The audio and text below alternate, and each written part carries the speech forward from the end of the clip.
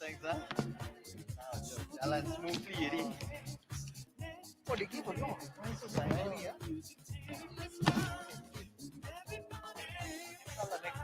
Say, cannot.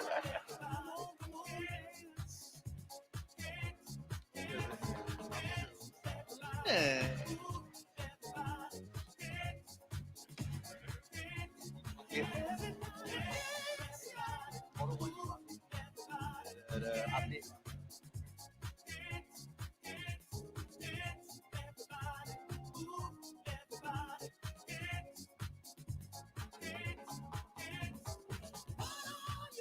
That's right. Once again, to all our delegates, visitors, and friends, please take your places at the front of the main stage as we get ready for our next hybrid forum.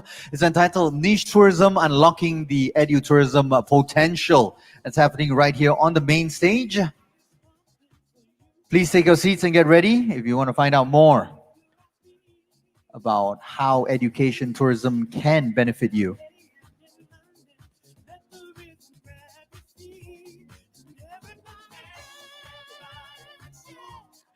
And we will have speakers both here at our Spice Convention Center as well as joining us live online. So that's what hybrid means. We have both live speakers right here in the hall as well as those that cross over to us online, yeah? And they can take part and contribute as well. We are also beaming live and you can look at direct access. You click onto it, tin.media. And you can watch the broadcast right there. As we mentioned earlier, there are prizes to be won, so make sure you don't miss out on that.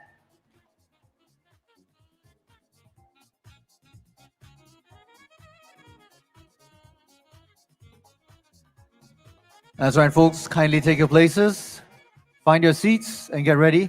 And as I promised you once again, we will be having more lucky draws for you, yeah? For those of you who are seated in the front of the stage and who take part, we will have gifts for you to be winning after the talk is over. So without further ado, we'd like to invite the moderator of this forum, and he's none other than Mr. Presanth Chandra, the co-founder of Tin Media, our official media. Let's give Presanth a big round of applause to welcome him onto the stage. Come on!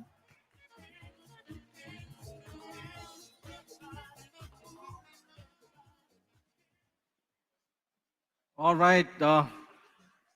Hello and welcome to the second session of Hall Hybrid Forums, organized by Tin Media.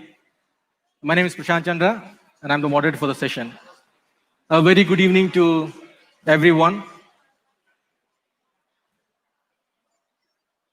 So can we have Mr. Khoo Lim and Dr. Khong on the stage, please?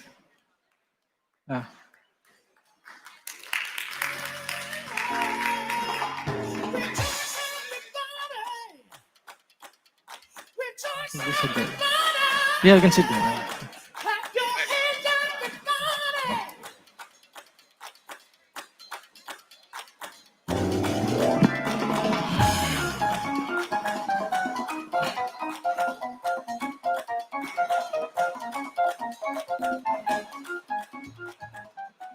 All right.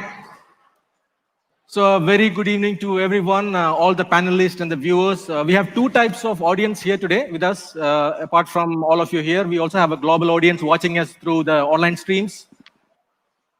We are proud to be presenting the new normal in the meeting industry, which is the hybrid format. So those who are watching online, please type down which city you are from. Before I start the forum, a small reminder to the audience that we will have an online contest towards the end of the session, which will make you win prizes worth 10,000 ringgit. So stay tuned, and we will be selecting 3 lucky winners from this forum. All right, so today we'll be talking about niche tourism, unlocking the edu-tourism potential. Before that, let me introduce you to the panel of leaders we have here with us. Mr. Khoo Lim, Executive Director of Study Penang. Mr. Khong Loong, CEO of Tech Dom Penang. And virtually joining us all the way from Kuala Lumpur, Professor Dr. Mohd Salehuddin, the Dean, Faculty of Hotel and Tourism Management, UiTM. Hi, how are you? Hello. Hi. So I can see we have more people joining in on our online stream. Very warm welcome to every one of you who are joining in. So let's start the discussion. Before that, I have a special request to those who are watching online. Please share this live feed on your Facebook wall, on your Twitter, LinkedIn, and your WhatsApp group so that more people can join in and they also have a chance to win prizes worth 10,000 ringgit. All right. Let me start with Mr. Khoo Lim. Mr. Khoo, yes. Um, Tell us about Study Penang and your future plans on education tourism. Yeah.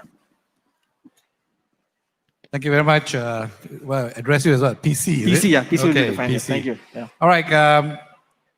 I'm actually, as some of the people will know me in the market and everything, my background is actually in hotels.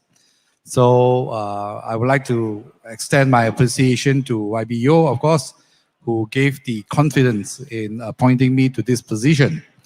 Well, to be honest, education tourism is still quite new to me. I have to admit of that. I'm like a new kid on the block, and I'm still learning. And I believe we just had about our first real meeting after what happened during this pandemic, and myself and all the colleges has put our heads together to come up with some new ideas and to some new directions, right? And our visions of how to drive this particular sector in face of also what is happening is in this current situation.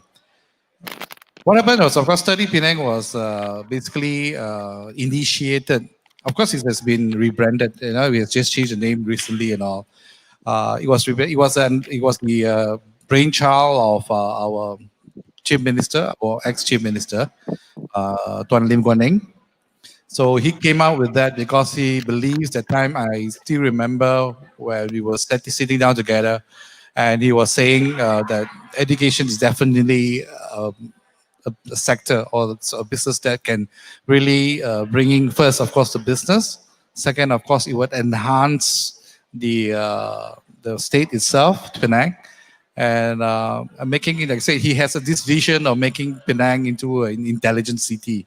So when you want to have an intelligent city, you need to have an intelligent community, you know, on the part. So basically, I think that's why, and he also, of course, when you talk about that, is as of course his mission was also to try to recruit or to get overseas people to come to Penang to study. All right. And you know, it's always like that. When you attract people to come to study in a place, and once they not only study, when they like the place, they're so used to it, they fall in love with the thing, you know, they may decide to stay back. And if they turn out to be talents, right? So basically, I think that is what we want. You know, talented people who may decide to stay back in Penang and help Penang to move up a different level and all. So again, that's why I said I'm still new, but for what are the future plans in the sense that definitely is that we will carry on his experiences of the Tuan Lim Guan Eng to try to bring in more talents to Penang. That's definitely. It's also to raise our standard. Is basically to tell people that Penang is a place is not only for tourists or any other things, but it's also a center of education excellence. All right, and I think that's the reason why also that will also bring in a lot of investments. That's the reason why I think we have recently we have some new international schools and also some international standard colleges and the kind of thing, all coming to invest in Penang. So that again, you will provide jobs, you will provide opportunities, you know, and I think the potential is really, really fantastic, and we hope to carry on and build on that. Okay. All right. Thank you, Mr. Khoo, for the sharing. We definitely hope that under your guidance, Penang will be a place, the Center for Educational Excellence. Let us move on to Dr. Khong. He is very experienced in this domain, and I would like to ask you, how big is the education industry in Penang compared to other states in Malaysia? Yeah, this education tourism, okay, is kind of like two different industry mixed together. because I was involved in education for quite a while. And just for the audience education, if you like, actually there's two parts of it. There's the formal education, which Mr. Khoo has talked about. Those are the colleges, and students come here to get a degree or certificate or diploma. That's the formal side. But since getting involved in Tech Dome, which is a science center, I found that there's a huge market for the informal as well, right? Our foray into this area is actually incidental. We are a science center. We were meant to be, promoting science, but somehow we also became a tourism product, which is incidental. Okay, so let me try to answer the question: how big is it in Penang? Usually, if colleges or private schools wanting to set up a institution in any place, I think one of the very first thing they will look for is a catchment. Okay, so obviously to answer your question is very simple. You will just look at the population of where Penang is, compare, let's say, to KL, right? So Penang island and mainland is about 1.7 million, whereas Greater KL is, reaching like 8 million or so. So obviously, that's why not surprising, many of the colleges and all that make a beeline for the Klang Valley simply because of the catchment area, okay? I think for any private institution to be based in Penang, they got to look for catchment beyond Penang. All right. It's all about enrollment. I mean, I run universities. I was the vice chancellor for KDU down in Klang Valley. It's always about the enrollment. You're always chasing that. And at the end of the day, make no mistakes. They are set up first and foremost as a business. Okay. And if the business part fails, the education part will also fail. I've seen it. And it's a little bit unfortunate in Malaysia. We have about 400 over private university and university colleges and branch campus. It's super saturated, all right? So this is an issue now that's been faced in the private education sector. Now, that's for the tertiary. For the secondary, I think the potential is still there. Simply because the catchment is bigger. It's very simple maths. The number of people that can move on to university, from primary to secondary to tertiary, the number gets smaller and smaller. And so a lot of private colleges in the tertiary now. But the secondary, the catchment is still fairly large. So there's opportunity. Lastly, on the informal side, we were very surprised. Sometime in 2017 or thereabouts early, agent from Thailand just came and say, can we bring some students over for a 2 weeks program? All right, we don't give them a certificate. They just want to come and run a program in our science center. No problem, we did it. So 2017, we did about maybe 100 students. And then 2018, we did about 200. And then 2019, so the last 3 years, 3 cycles, just from Thailand alone, we did about 500 students staying for 2 weeks in Penang, all right?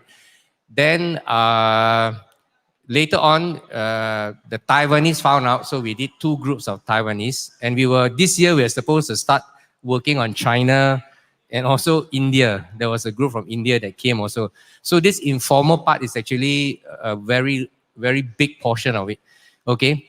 But you need to understand what every market needs. Like Thais, they come here. They've been doing it for years, by the way. It's not just us. They come here for English mainly.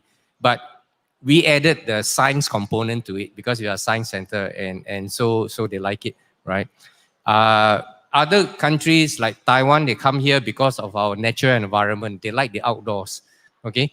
So this informal part, you need to know what they want when they come here. But key really for education is safety. The parents all want to know that where the kids end up is safe, all right? Secondly, it's the quality of your program, that they actually come here and benefited from their time in Penang. They learn something. By the way, we don't just do science with them. We take them out and show culture. So there are 3 components to our program. There is the science component, there is the culture component, and then there's the entrepreneurship component. So there's 3 components to it, okay? So where does Penang stand? I think a huge opportunity for the informal. For the formal, it's very saturated. So you got to be very niche and find the right product for people to come. Local catchment is small, so that may not drive the investors that big. But I think for overseas students, if we can find a market somewhere there, I think the potential will be huge. Yeah. All right. Thank you so much, Dr. Khoo, for that sharing. Let us move to our virtual guest, Professor Saleh. Can you tell us a bit about the overall Malaysian education industry? How big is that at this point of time, Professor Saleh? Thank you, PC, Mr. Khoo and Dr. Khong. Good evening, good afternoon. As we know that the educational-based tourism or edu-tourism is a kind of travel for the purpose of formal and informal education, creating a lifestyle, learning in unique natural, historical, as well as multicultural environment, right? And then the Edu-Tourism program or product offer in which participants travel to a location with the primary purpose of engaging their learning experience, acquiring a new knowledge related to their discipline. With regard to Malaysia on edu-tourism, I think we are not big enough yet as compared to the developed country like US and English-speaking country. We started aggressively, I think Malaysia started aggressively of promoting the edu-tourism in 2014, whereby even though we started at 2010, something like that, but then the aggressively promoted promotion been done in 2014.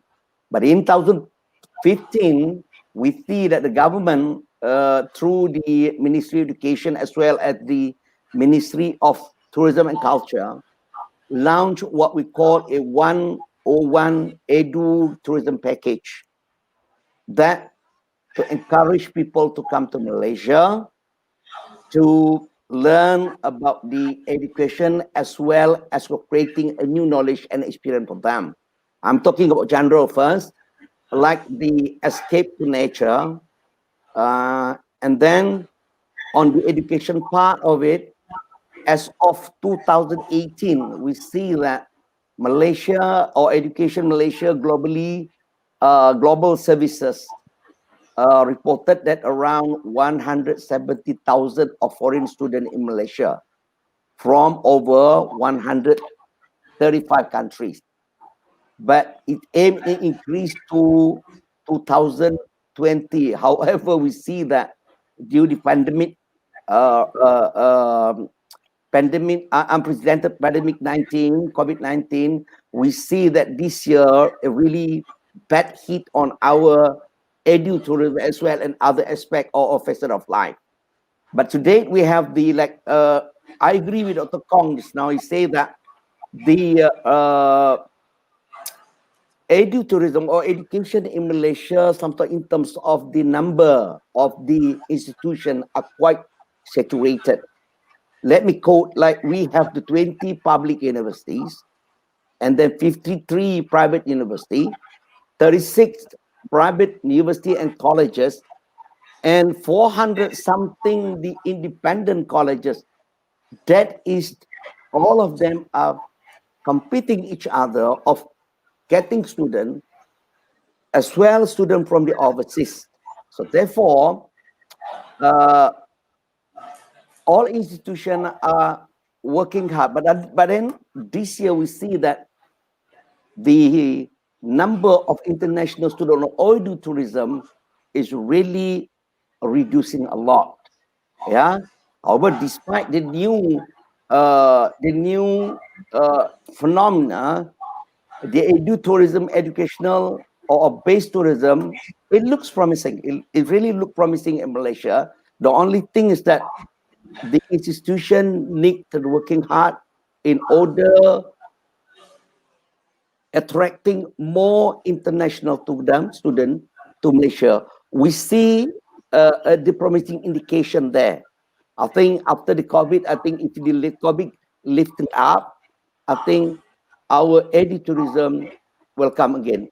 As a conclusion, All I would right. say that we are still in an infant stage, 7 years, yeah, infant stage as compared to US, Australia, and the European country. Thank you. All right. Thank you, Prof. Saleh. Thank you for that sharing. All right. So can I ask Mr. Khoo, how potential is Penang as a edu-tourism destination? What, in your opinion? Okay, I mean, like again, as I say, I think Dr. Khong just now mentioned something that I learned when he says, you relate the tourism and the education, and that's where you also have the formal and informal. If you have the informal, of course, that's where you have the groups coming in from the various countries on the short term. Am I right, Dr. Khong? Right. I mean, these are definitely, I would consider that as more tourism, education tourism thing. They come here to learn certain things or certain knowledge.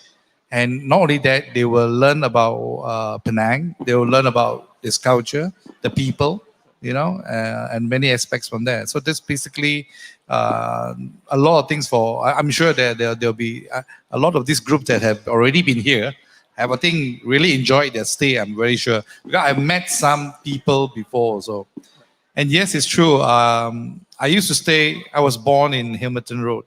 Hamilton Road is the time was really back then. It's close to Hanjiang, and Hanjiang used to be a school that I know had a lot of Thai people. You remember? Yeah, Thai people used to come down like maybe about 1 year, 2 years, I think around there, right? So they will spend there and everything, and they will learn. The language is definitely one of them, and the other things and all. So yes, Penang has from back then, and this is, you're talking about me, that time is about in the early, I would say 70s. Yeah, in the 70s, they were already coming. So the potentially, they say, is how that we really know how to get ourselves organized and market Penang carefully and everything. I think that's very important. So Penang is definitely a lot of potential for this and all. But on the formal part, again, we also intend to help the colleges to market, to get these people who come here to get their degree or whatever. Right. So that will be maybe slightly longer. So that is not really having the tourism kind of thing in there, but because of their stay here, they will probably do 3 years or 2 years or whatever. They will definitely learn about here, enjoy the Penang, and when they go home, they are the ambassadors that will basically tell, how wonderful Penang is, their experience and what they've gone through, and that will definitely boost up the tourism part, of the business and all. So that's how I feel this potential. Right, Mr. Khoo. Thank you so much for the sharing. Rightly said, yes, they are the ambassadors. When they go back, they will promote the destination further. So can I have this question to Dr. Khong on, what are the most critical changes that we must make to face the future effectively in this sector? With regards to edu-tourism? Yeah, edu-tourism. Yeah. Yes. Yeah. I think for me, I'm not a tourism guy. I'm just looking at things from the outside. Yeah, you're a tourism guy. I think basically you got to change your mindset and don't go the traditional route, especially when it comes to edu-tourism. Now, I give you an example, right? Everybody is going for the traditional markets, okay? And everybody rush to China but if you look at it, Malaysia is actually an aging population. Now, I got this inspiration when I was in the US in one of my trips there, one of the company trips I was in many years ago. And we were on this mountaintop somewhere in Wyoming, and then a big busloads of retired people turned up. This was a company trip where we had to do strategy planning and kind of stuff. Then I asked, what are you guys doing here? Oh, we're all retired people. Is it a tour? Well, sort of. So what are you doing? He said, we're going to come here for 1 whole week and learn about the wildlife of Jackson Hole, which was the place we were in, And these are retired people, okay? And it was a education trip. They have their clipboards, they have their cameras, they take pictures. It was like a field trip, except they're not students, they're retired. Now, Malaysia is reaching that stage where we got retired people, folks with money, and not just any old retired people. These are educated retired people. So when they make a trip, it's not a traditional tourism, go look-see, all right? But they actually want to go learn something, okay? Maybe the place, the history, and so forth. But the thing is that we got to be clued up on these sort of things. We got to learn up the stuff ourselves. One of the most frustrating thing for me as a Malaysian when I'm overseas is this. You know, you live in a place like London and your Malaysian visitors coming, and you take them to the castles that explain history, they're totally bored. And then I found out the best way to entertain them is drop them at Harrods. Bye-bye, 10 o'clock, and then 4 o'clock, come and pick them out. They're totally happy, right? But things have changed, okay? We are getting people who are more cerebral, more intellectual, okay? You know, we're getting a layer of retired people around my age. Actually, I'm retired, okay? And who goes to a place and they're interested. Why is the building like this? Why is this cuisine done this way? But the sad thing is, not many people in Penang can answer that question. You know, Penang is rich with history, rich with all sorts of things, but we don't have the people there to do the research and, you know, guides who can properly go explain those things. So, and in fact, many of my foreign friends come here. So I'm also ashamed. I'm not a very history buff myself, but I am interested in history, but not to that extent. So when they ask me about it, I couldn't answer. Whereas if I go to, let's say, UK, the local people, they can tell you, you know, what happened here, who died here, who built this, and all sorts of scandals. And the storytelling becomes interesting. And I think that's what's missing, okay? So I think this mindset has to change. We are not going there to sell a nice scenery anymore. We are selling a story. What story do we have to tell? Without the story, our value drops, okay? We can go with food so far. After 2 or 3 days of eating, you know, I'm sick of food. I want something more. And I think that's what we are not giving to visitors to Penang. This is my opinion, yeah. Right, thank you, Dr. Khong. I think, yes, the storytelling is what it sells. And I think we all need to, you know, have more engagement on Edu-Tourism so that, you know, we can learn from each other and take it to the next level. So I would like to ask Professor Saleh on, you know, what is to be done to make Malaysia the most sought education hub, according to you? Okay, let me talk on the perspective of the, from the perspective of education, right? Okay, in any nation, undoubtedly that they want to become a hub for education, especially for tertiary, getting tertiary education, tertiary student across the globe. Same thing to Malaysia. However, sorry to say, sometimes Malaysia keep changing the policy. See, I don't want to say this, but then I have to be honest. Sometimes because the policy keep changing, sometimes it's very hard to do things like that. But how do we do to increase the number of the international students to come to Malaysia to study as well, to enjoy the resources that we have, all right? Because they are students, they come here, they want to learn about Malaysia as well.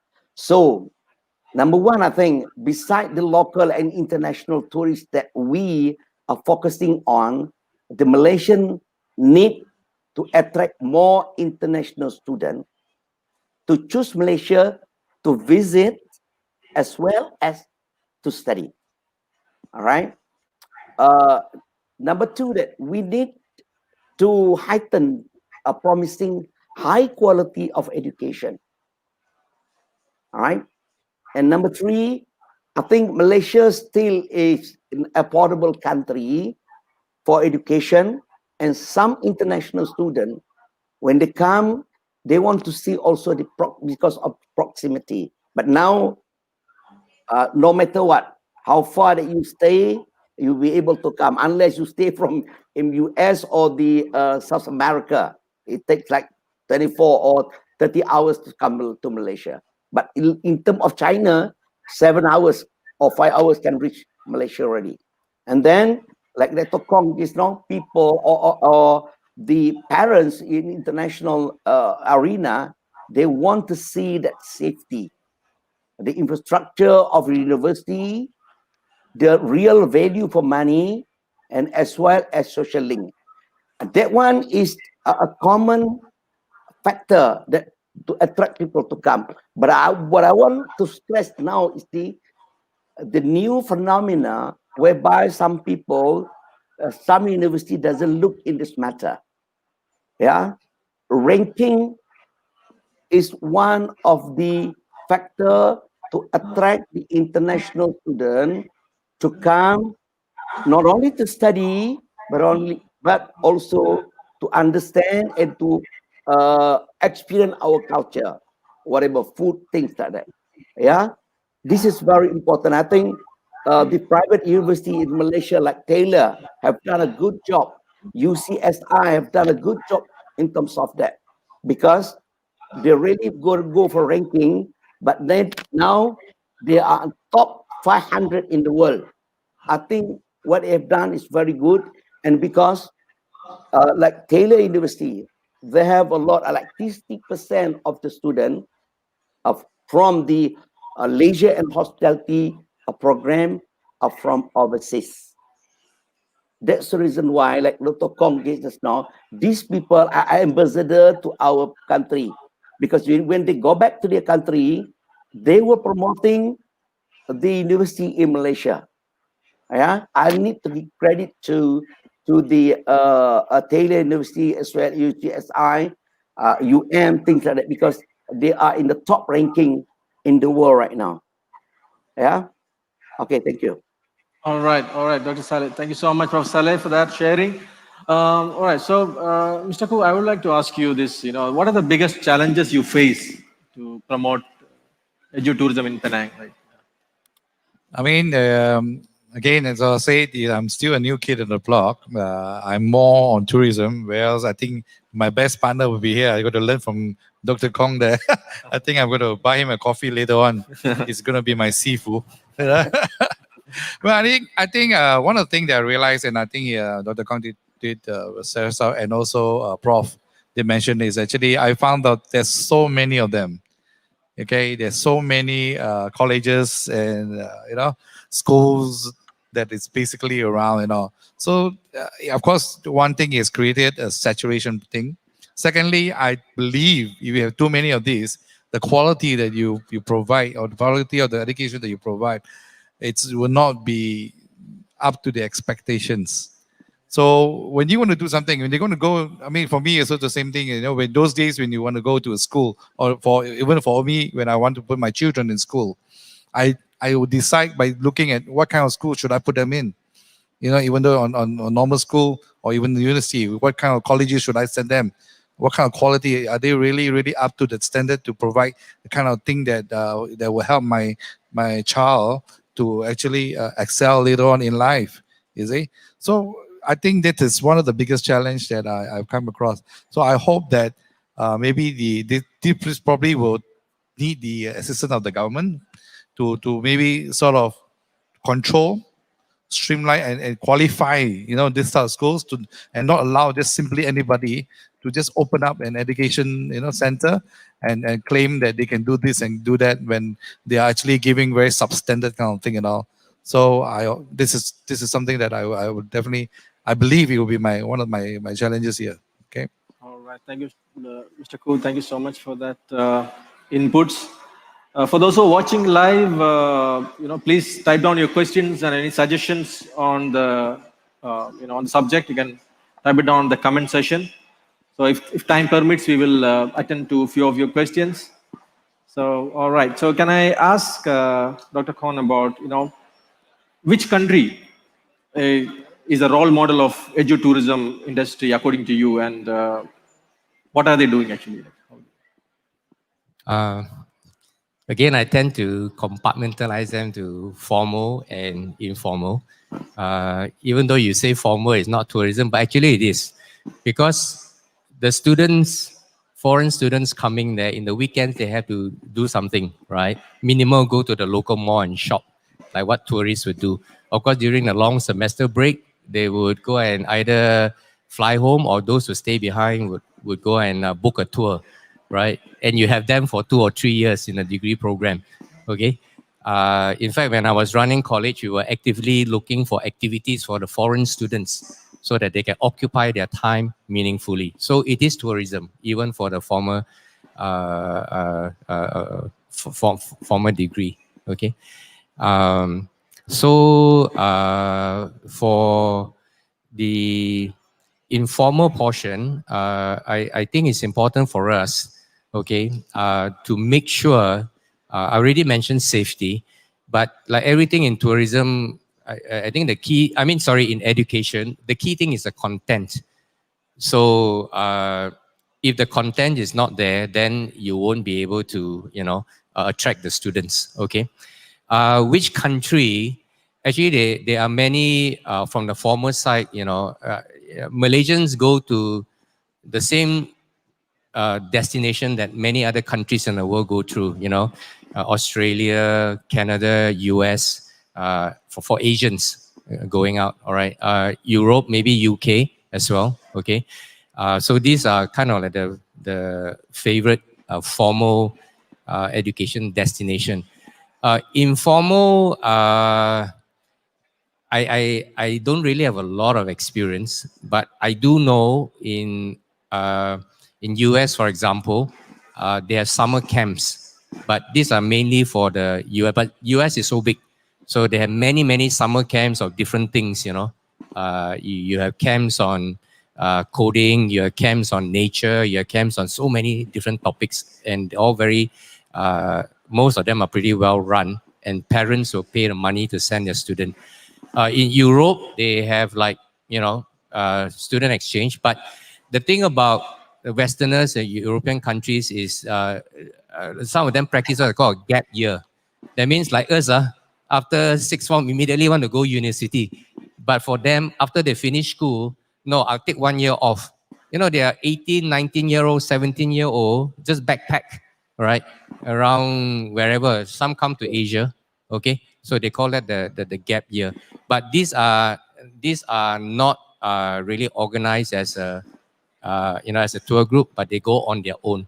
But I think if we can create an ecosystem to attract these people, like the examples in other parts of the world, more the Western side where the kids go out, we organize this.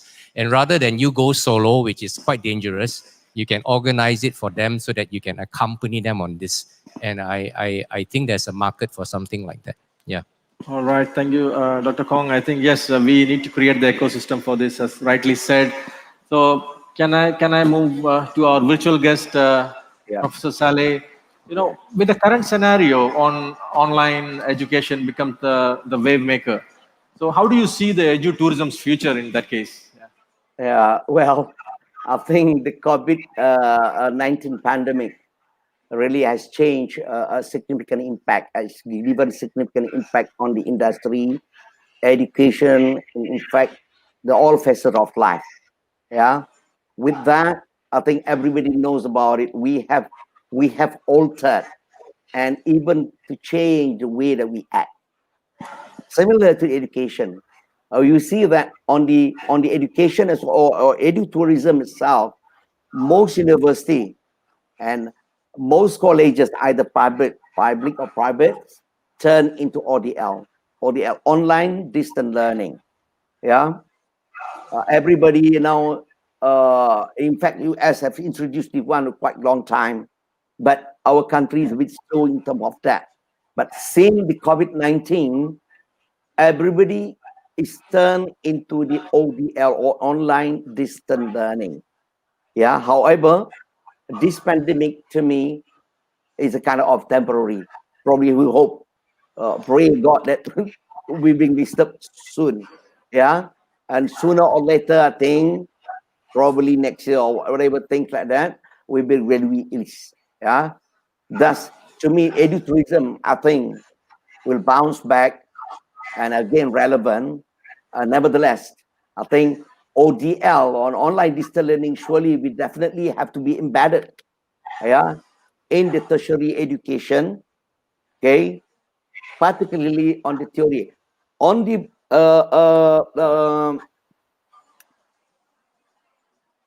postgraduate education, I think ODL, it could be better. Yeah, For the undergraduate, it's a bit hard. Yeah. And then the only things, the only other excursion activities that cannot be done through the ODL, because in Edu-Tourism, excursion activities is part of learning process. In fact, one of the important elements in the education itself. So therefore, I think on the excursion activities, we need to have face-to-face, and the student need to be in the campus or whatsoever, so that they can be having an activity outside the campus itself. Things like food tourism and what we call it like Arab student, they want to be in the mud during the raining season because their country is really hot. They can't find the mud. So mud tourism, I could say mud tourism, one of the attraction to the Middle Eastern countries. So I think ODL is now become a platform even on the Edu-Tourism. Thank you. Well, thank you, Professor Saleh, for that sharing. Right. Okay. So, Mr. Khoo, I would like to ask you this. What will be the effect of COVID-19 crisis in Edu-Tourism? Well, I mean, it's just similar as what's happening to us now in the tourism industry, right? So international travel is at this moment not allowed. And same thing. So I mean, if these people who's coming in for leisure are not able to come in, it's the same thing as those students that that intend to come in. They are not allowed to travel also. So because of the what this crisis is going to affect them and all. So basically, definitely you will see a drop of these students. One, of course, then the effect, of course, you will go back to the schools or the universities. They will definitely suffer the loss of revenue, basically on that, because they will lose the students on them. I know the online thing is on, but just somehow or rather, online is a bit, to me, is always slightly different than you being physically here now. So, of course, the effects of the schools and all, they would definitely have to be very, very cautious on their manpower. It's basically, I think lecturers and educators also don't come cheap. I'll use the word cheap. Okay, right? So because of course they are all professionals. So they definitely you need to pay them what they're supposed to be. They're for their qualities and all. So they, as the schools and everything, they have to be very careful on the budget. Just the same as the hotels. So hotels also, we now I think many hotels are controlling their manpower, their budget, their expenses. It's a trying time where they just need to survive. I met a guy just now, one of the vendor. He was telling me, as long as I don't lose money, I'm so happy already. So I believe it's the same thing that goes to everyone. As long as they can just get through this period, still maintain the people or their staff and everything, and then as hopefully, right, when this pandemic recovers and all, then everybody will get to benefit back again. Thank you, Mr. Khoo, for that sharing. Yeah, rightly said. We all believe that the tourism industry should come back to its normalcy, so that everything can go back to its normal. So, Dr. Khong, I would like to ask you this. What are the most interesting trends happening in this education industry during this COVID crisis? I think we are seeing it, right? We at TechDome also no different, because our visitor dropped like crazy. Okay, we have dropped like 80% of our arrival for year to date. All right, and we cannot go to schools, and the schools cannot come to us, which is a huge part of it. Our international students totally out. We can't bring students in, and we can't take students overseas. Yeah, we actually take students overseas as well, because we work with science centers overseas. So the biggest change this year is that, like everyone else, we are frantically trying to get online. But this is a totally new area. Well, not that new. We did have a strategy to go online, but the strategy is supposed to work out over 2 to 3 years. All right. So we had to compress everything within 6 months. Getting online is easy. You make some videos, you know, and you have some programs, some events, some speakers, and you're online. But the hardest thing is, how do you monetize the online activities? That is the difficult part, right? We found a way, all right, but it's still try and error for us. So the biggest change is really getting things online and then how to monetize it. So we kind of say that, okay, we need to get online, that's for sure, because that's the only way we can reach our audience now. There's no other way that we know of.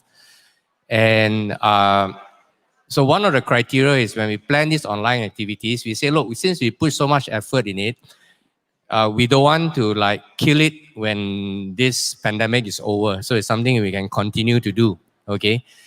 And obviously this idea of sustainability must be built because you invested time, money, and human resources on it. We don't want to just do it as a short-term measure, but we want it to be something that is that we can carry forward. All right, so we are still finding our way. There are lots of ins and out technical issues, audience issues, you know, so all these things we are trying to figure out, and we are taking maybe the first step of a 1,000 that we need to take at the moment. All right. Right. Thank you, Doctor, for that sharing. Let me ask Professor Saleh on, you know, what is your advice or suggestions to the authorities on improving edu-tourism in the country? I'll try my best to. Okay, I think we are quite grateful that our government is at least realized the edu-tourism has a huge potential, okay, to continuously develop, which would benefit to booming our industry and the growth of the education sector. Yeah, I'm talking about normal situation right now without COVID, right? Things like that.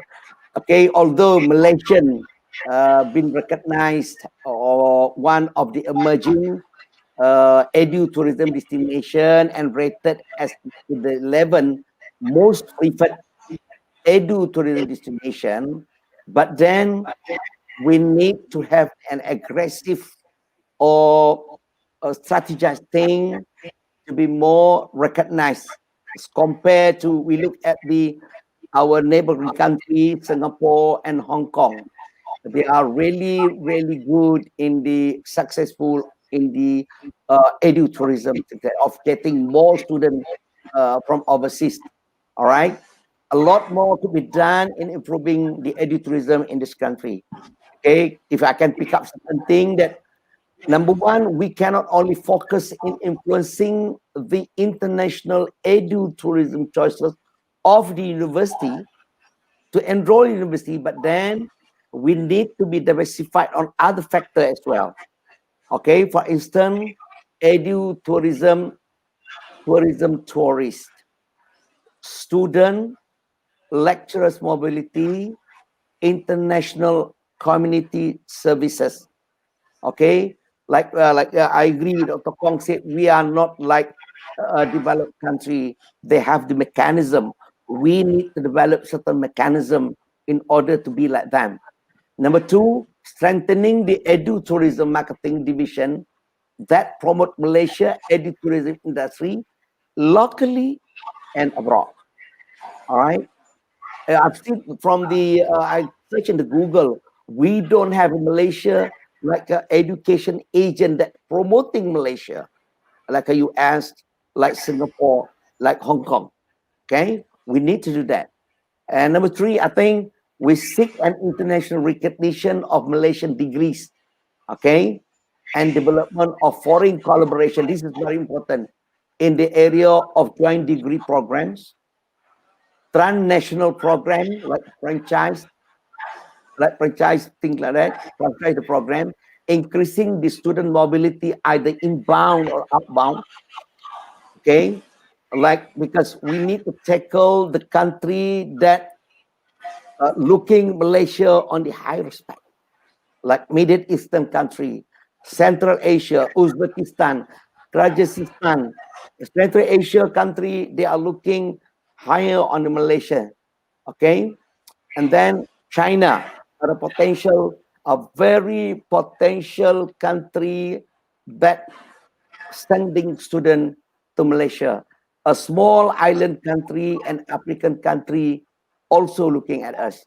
And the next one is this, we think we need to create a similar academic calendar of the West, okay, and neighboring Asian nation.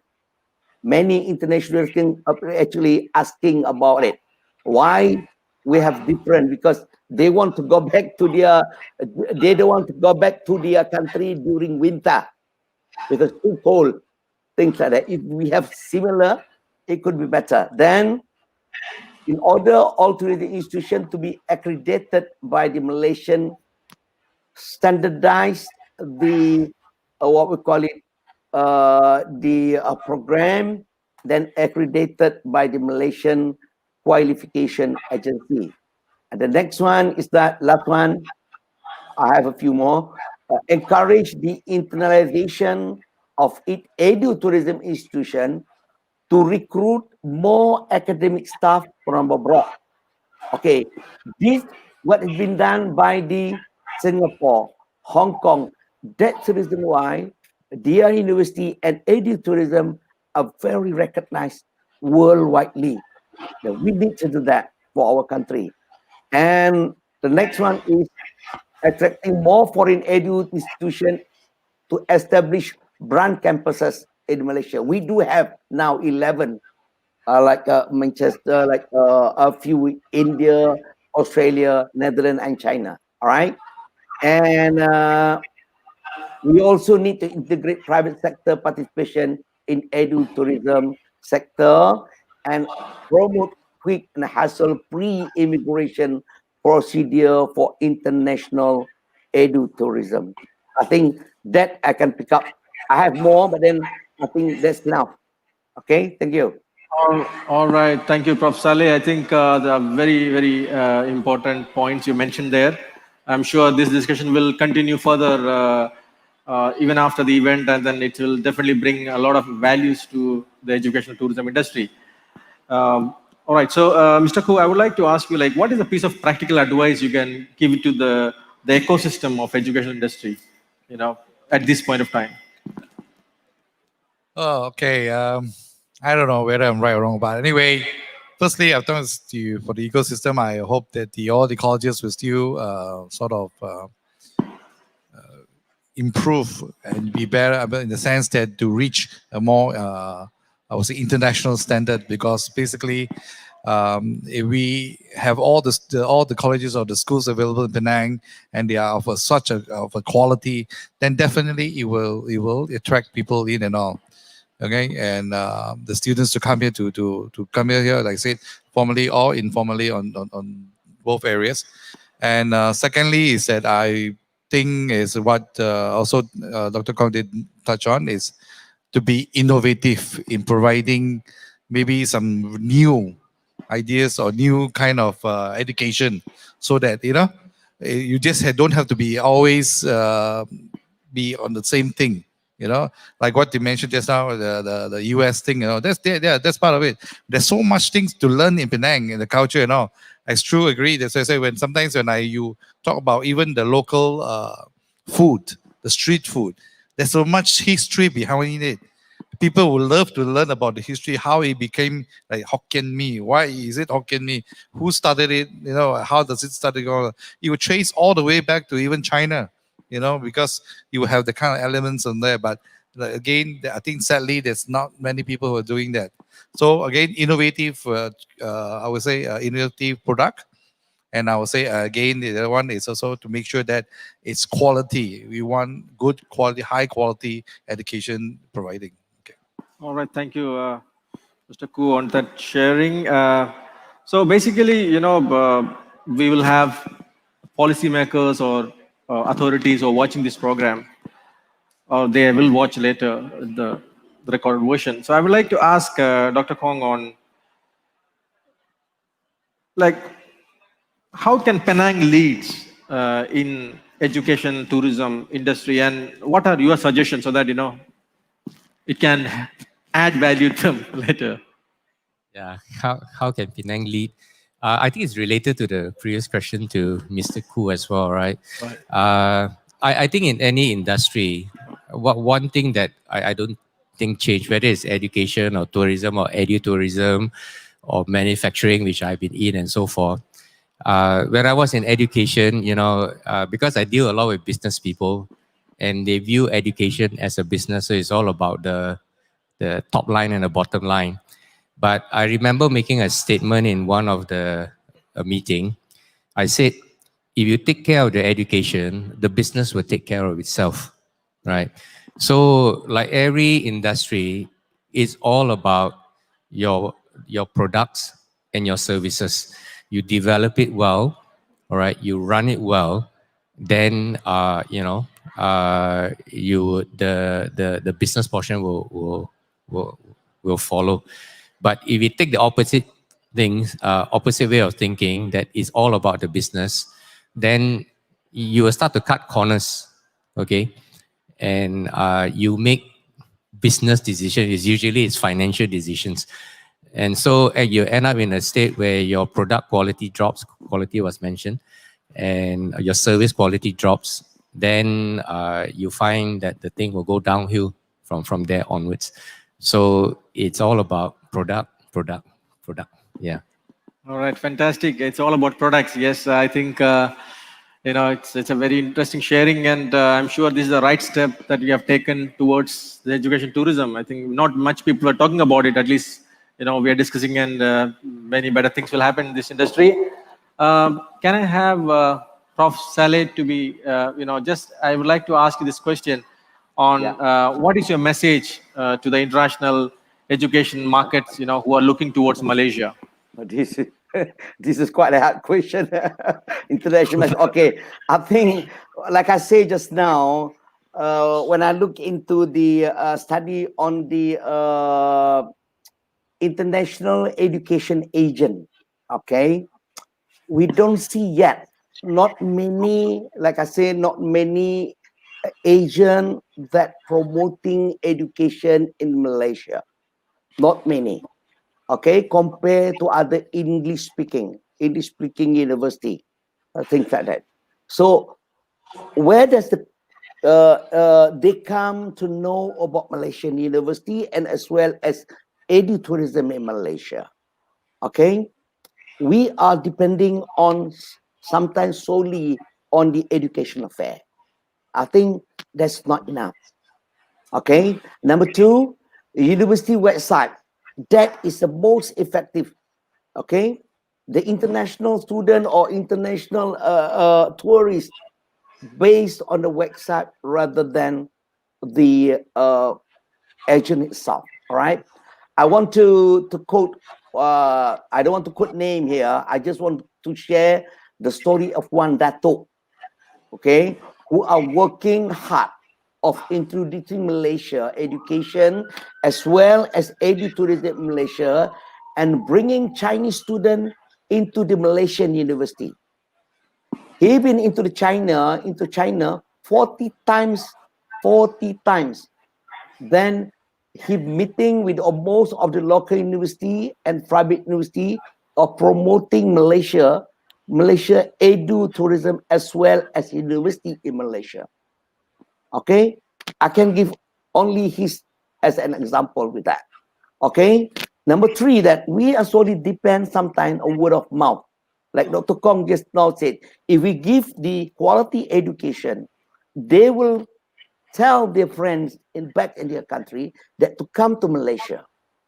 Okay, number three, that we all depend on the collaboration and the student international mobility. Okay, we need to develop a collaboration or commonality between the tourist agent as well as the educational part of it. Okay, otherwise it's quite hard for us.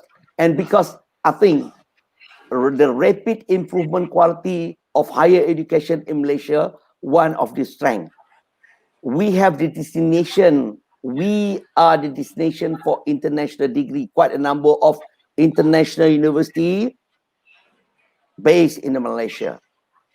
We provide lower cost of study and living as compared to other countries. Okay, and then we also allow students to work 10 to 20 hours a week in the restaurant, hotel, things like that. All right, and then we can say that we are a country that's sound and safe, so-called. All right, and then we also have a unique culture and unique and diverse culture. Like Mr. Khoo just say that the gastronomy now, people come to Malaysia, they are looking like Penang is heaven of food. Okay, because I brought up in Penang, so I know pretty well about Penang, things like that. Okay, we don't have a language barrier. English is widely spoken. All right. Lastly, like I said just now, food is of paradise to Malaysia. So therefore, this measure should be undertaken by the agent, the Malaysian agent, whatever agent, to promote the Malaysian edu-tourism. I think we have not done enough on that matter. We need to work hard on it. Thank you. Thank you, Prof. Saleh. I think it's those points are very important and it's very convincing. I'm sure that it will reach out to as many people who are concerned on this. I think we are having a bit of time constraint here. So I would like to ask Mr. Khoo on your final thoughts about this. Any final thoughts? Yes. Final thoughts is make sure that hopefully that the whole crisis finish as fast as possible. No, anyway, everything, this is everybody's mind, everybody's wish for this pandemic to end so that things can get back to normal and all. But so that, as I said, education, tourism can be carried out formally or informally, like what you mentioned again. And I hope that also during this time, when they have going through all this crisis, where they could do probably maybe just like what I advise on my hotels, this is a time for them to think, how on the strategies or how they want to work on. They can even rebrand or reinvent their hotel facilities and services and all. So likewise, I think this can be applied to the schools and all. They can sit down, do the planning now, and when the good times comes back, they are ready for it. And then there's basically that's where they will able to expand and maybe provide the kind of standards and quality that people expect from the education Penang. All right, thank you, Mr. Khoo. I think yes, rightly said. It's a time for rebrand and redevelop, new products, probably, so that we are ready for when the borders open. We have enough of varieties of products to offer. So, Dr. Khong, any final thoughts from your side? Yes. With regards to edu-tourism, like I said, I'm an incidental entrant into this. I am a science technical educationist, not a tourist person. But the last 2 or 3 years, what has impressed upon me is that since year on year, we are getting more and more students that do this short-term tour. Like I say, we started with about 100, then went to 200, and then we are hitting almost 300, So year on year was growing. In fact, this year we are going to, we planned for, 600 or 700, but of course, COVID just wiped out everything, right? So one thing about edu-tourism is compared to traditional tourism is that I feel it's still at its infancy. So anything as infancy has potential to grow. So if the game is played right, I see a huge potential because Penang has fantastic. We got hills, we got beaches, we have USM here, a big education institution. We have lots of resources in the surrounding area. So I think it's a huge potential if we can put it together. Edu-tourism can, a lot of room to grow compared to the traditional tourism. Yeah. All right, thank you, Dr. Khong. I think, yes, education, tourism has a long way to go in Penang. Absolutely. And let me ask Professor Saleh on your final thoughts about this. Okay, right. I give a short and sweet statement, things like that. All right. Yeah. I would say that despite of 1,000 tourism products that we have, it would be meaningless without any collaboration and commonalities between the authorities, between the institution, as well among the tourism players.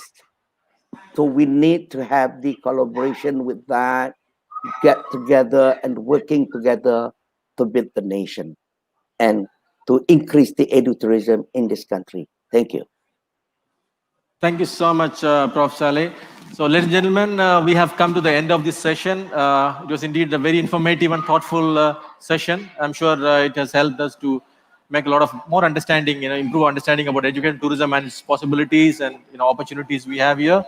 So let me thank each one of you for taking time out to be here with us, and especially Prof. Saleh, a big thank you all the way from KL, and we were as good as sitting in the same hall. It's fantastic. So we're looking forward to see you again, and thank you so much, everyone who is here on the hall watching with us. And so now the most exciting part of this session is here. It's the time for online contest. And let me pass the stage to Ms. Joanne to continue with the contest information. Over to you, Joanne. Yeah, all right. Thank you so much. Thanks.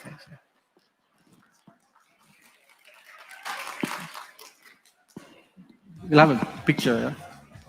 Take a picture? Yeah.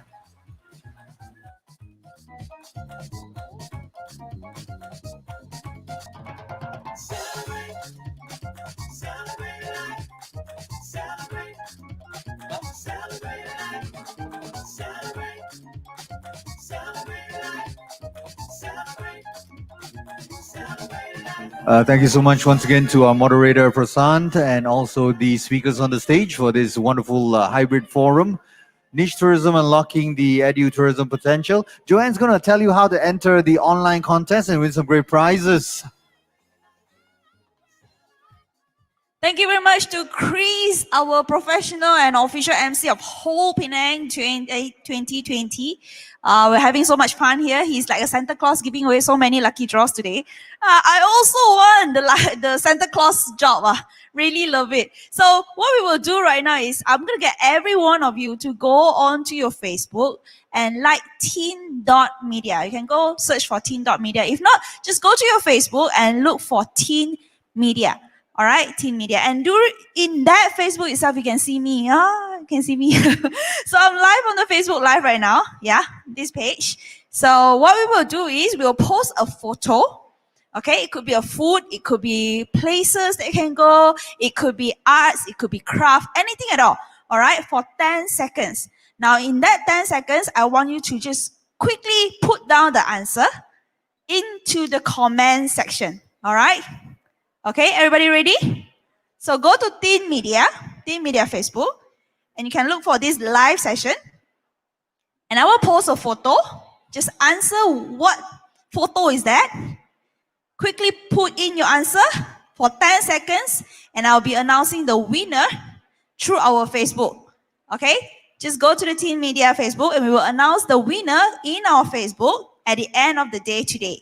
All right? So watch out, and we will let you know who the winner are. Okay? Everybody ready? So the photo will go up for 10 seconds. If you're ready, here goes. Tell me, what photo is this? What is this? It will go for 5, 4, 3, 2, 1. Awesome. There you go. 10 seconds for you to answer what photo is that. Quickly put down your answer and we will announce the winner in Teen Media Facebook tonight. Stay tuned for the winner announcement. Back to you, Chris. Thank you so much, Joanne. Okay, as we promised you, every session we have got some lucky draws to give away, and right now is no exception. Sean, we're going to give the people here one last chance to drop their name cards in. If you haven't put your name card in, please. Yes, Karod, you are qualified also. Come. If you haven't put your name card